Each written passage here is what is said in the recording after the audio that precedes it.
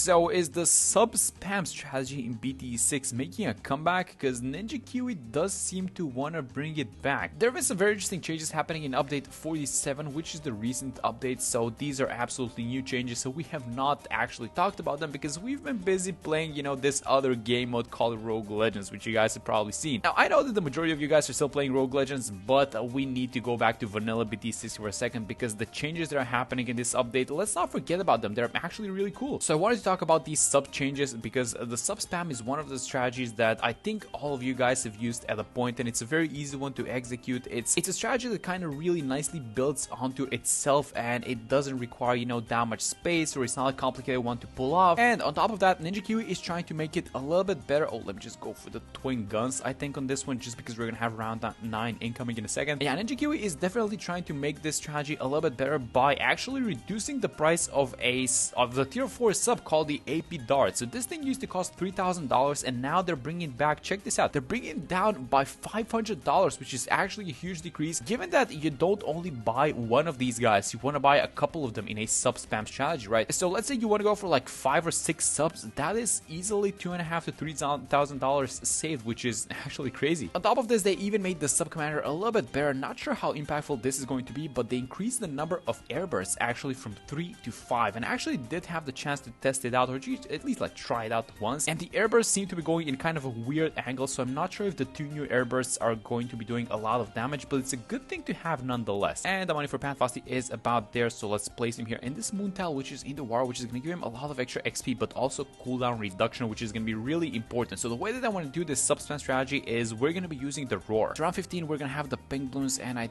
think we are going to use Pat's ability, but not sure how long we hold off like this. So I guess just use the ability. I think that was right on time, but this is not good enough, I don't think. So actually, if we want to secure our early game, we should probably do this. Just get the intel on like this sub and try and hold off as much as possible with the 201. And I guess we're going to have like an unofficial objective for this run is to pop all Bloons before they go inside of this portal. I think that that's going to be fun. All right, so village number 1, and then we have to probably take a break from upgrading the villages because let's actually use Pat's ability. 21 is such a tricky round, right, with all these like yellows and pink Bloons. I think we together with the roar though. Yeah, there we go. That was about all of the yellows and the pinks, and I actually don't know why, you know, this sub spam strategy has kind of fallen off. I think it's probably not that the sub spam strategy is weak, but that other strategy has just become a lot stronger. And wait a minute, 22, we're losing on this one. Is this solvable with like some targeting shenanigans? I also got the Dark Monkey 2 012. Let's see if I can make it happen like this. So keep both of them on strong, I guess. And then once Bloons are starting to enter the portal, I think just move this guy to first, and that's not good. Actually, I have an idea on how to solve this. We're gonna be buying a glue later on anyway, so might as well buy him right now, give him the bigger globs, and I think I'm gonna send the last so that the projectile travels along the straight line. Let's see if this is gonna make a difference. It's also improved the range of the Dark Monkey by a little bit. Let's see how much this glue is gonna fix things. I mean, it's certainly a little bit better than last time. I don't see that many Bloons. Oh my god, and the pad knockback? Is this the glue everything that we needed? It's really close. It's really close. Yes, great snipe on the red balloon. Yes, there we go. Alright, so let's go like this. 36 is incoming, and 36 is super close. Alright, so let's go like this. Get the bigger radius so that this, yeah, we get the discount on this one as well. Let me buy the triple guns. I think we're gonna start things off. This should make 36 a lot easier, and then I think we're just gonna be going for a couple of, you know what's a good thing to do, by the way, when you're doing this sub spam strategy? It's a great thing to actually go for an alchemist. But let me check the new price on the AP darts. 2.7k. That's insane. I think the previous price was like, if I remember correctly, 3,240 or something like that. Yeah, this is a huge decrease, and it actually gives you the green light to go for the AP darts themselves, because previously some of these sub spam strategies would stop at the triple guns and people wouldn't get the AP darts, but now, I mean, just more of a reason to do so. Let's actually see if I can hit this Alex so they can buff the sub as well. Oh, we're leaking camos actually. Okay, let me get the Berserker Boon. I think there's a way to fix us leaking camos. I'm gonna use the level 3 Pathroar ability now, and when these guys appear, I'm gonna set the sub to last actually, so it only focuses down the camo blue, so then we're gonna move it back to first, and that should be fine. Yeah, there we go. Also found a good spot for the alchemist, and it's buffing the sub as well, so that's nice. All right, and getting past, you know, this early kind of round anxiety when you go for the discounts, and then the rounds are kind of wonky, but once you stabilize, and look at this thing, we already have the money on 39. We have the money for the AP darts. So you know what, I'm actually gonna buy this thing just for the round 40 Moab. This is a pretty strong tower by itself, and I think that this price now of 2.7 is actually a little bit more appropriate than the previous one for its power. And then the sub commander, I mean, look at this thing, 27 1,000, and this is just gonna build up really nicely into the sub commander. It's not an expensive tower as well. Let's actually see if this tower, the AP darts, can defeat the mob by itself. It's not exactly by itself, but it's like a 3/0/0 alchemist, and I guess we're not gonna be using the Pat Fusty ability, and that's about it. Yeah, the sub spam strategy, I mean, I haven't seen it a lot, and I think it's due to other strategies and other towers just becoming a lot better. But listen, this is a very chill strategy, so if you're looking to... Oh, wait a minute, I see some camos. I think we're just gonna permanently solve our camo problem by buying this radar scanner. But yeah, just the sub spam strategy is such an easy one to pull off that, yeah, I guess if you're looking for like a chill strategy to do and clear out maps, this is the way to go. Alright, so round 49, and I'm just thinking how we want to proceed with our strategy, because 1,204 sub is not going to be enough to carry us through the 50s. So I was actually thinking of doing this, just get like one more, get the sub spam strategy going, just to buy it a little bit earlier. Actually, I'm going to keep this one as a triple guns, and I think we need to use Pat's level 3 ability onto both subs. Yeah, this is exactly the strategy that we're going for. Look at this thing, guys. Imagine what's going to be happening with the sub commander, like 5 subs in the middle. It's going to go crazy in the late game. But let's actually just upgrade the strongest stimulant. Let's get it to 401 because we're going to be buffing multiple towers. I might even get like a couple of alchemists, honestly. Alright, so 54, a couple of ceramics. The glue is helping out a little bit, but guys, I missed the placement of this guy by like, look at me, just by how much. It's so small. If I only had the glue like this, man, this would have been perfect, but I guess we can buy a new one. Let's just see what's happening on 54. So no abilities as of yet, although Pat is knocking back some of these mobs, which is really nice. Yeah, so watching these 50s, I actually think that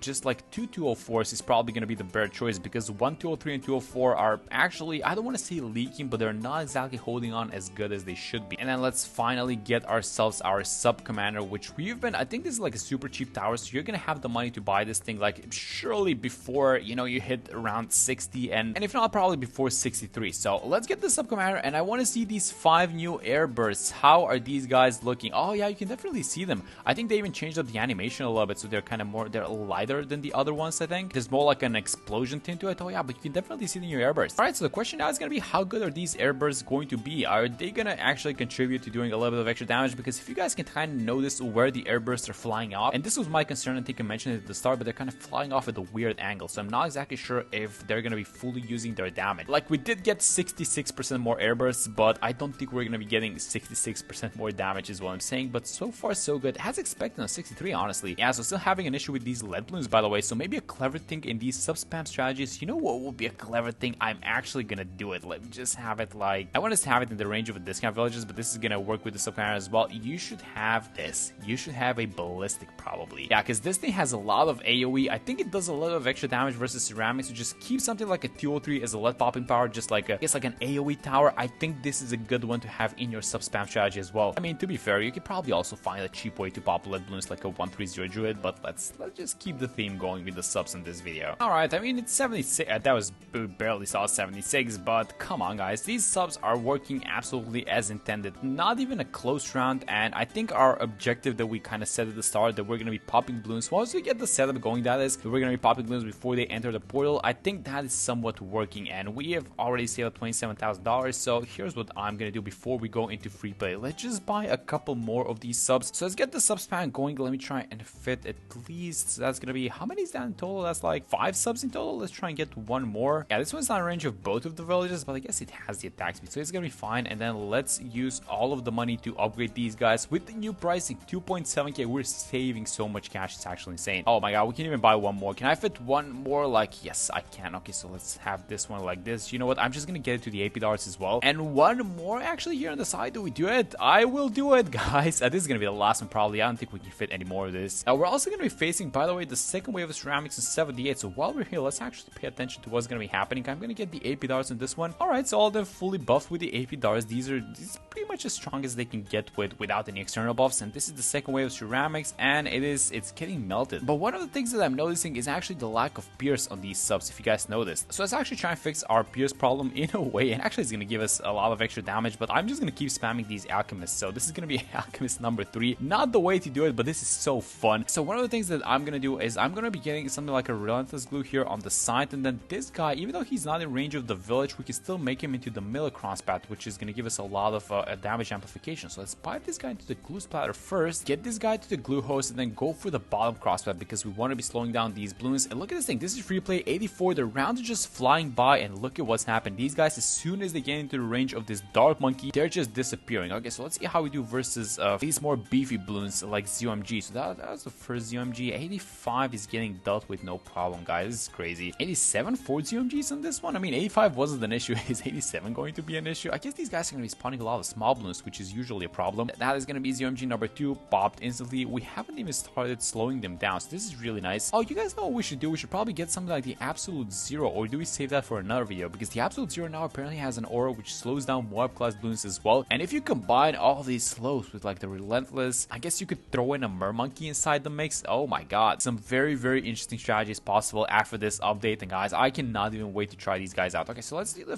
the first thing. I think is the most important thing with the sub spam strategy. I mean, I guess you could also fix the problem by going for something like the Glue Storm, but I usually like doing this, just getting like an MIP, get some, you know, some all type of bloom popping power on some of the subs because it doesn't get all of them in range, but we're still going to be getting this one as well. So let's get the Glue Strike and eventually to the Glue Storm and our first DDTs. So how fast are these guys gonna pop? And the answer is instantly, as soon as they get attacked by the subs. Really nice. Alright, so now we're getting into like more dangerous territory, although it doesn't seem like it's dangerous because I'm not using any buttons, and I'm especially not using Pat Fusty's level 3 ability, which is by the way buffed to the max. So now this thing gives 3 damage. So imagine every single sub over here plus 3 damage, and then we're gonna get them plus 2 damage from the Glue Storm. Oh my god, 98 is gonna evaporate in a second, isn't it? Let's see how we do versus these new ZOMGs. So these are a little bit powerful than the ones previously, and I think I'm gonna use the Glue Strike on this one, but I do want to keep the Rallying Roar for the DDTs on 93. But these guys are popping really fast, it seems like. Oh, they're kind of making it a little bit further, I want to say, than the previous ones, but still doesn't look like it's an issue. Alright, 93, let's just wait for the DDTs to come out, and then I'm gonna use Pat's level 3 ability, and then we also want to get, like, you know, a little bit of a gauge. There we go, here come the DDTs, just evaporated in a second. Alright, I also want to get a gauge on how fast the level 3 Roar is coming off cooldown, because it does have a little bit of a cooldown reduction from the Moon Tower that we placed it on. I just want to have a feel on how fast that thing is. So let's get the Glue Storm, a very important tower for like the sub spam strategy in general. This is 94. Okay, so we're gonna get the Glue Storm. Do we need the Glue Storm, or do we save it for 95 and all those DDTs? I think we save the Glue Storm for 95, and I'm gonna use the level 3 Roar again. And look at all the subs at the bottom. Everyone is buffed. Oh my god, that's crazy. That was round 94, guys, in case you missed it. So one of the things that we can do is we can get some more damage amplification through some ice towers. So let's go like this, get the Embrittlement. Oh, wait a minute, we have the DDT, so let's use the Glue Storm, and I think getting something like a Bloon Sabo would be nice. But with the Glue Storm, I mean, come on, guys, these DDTs, as soon as they just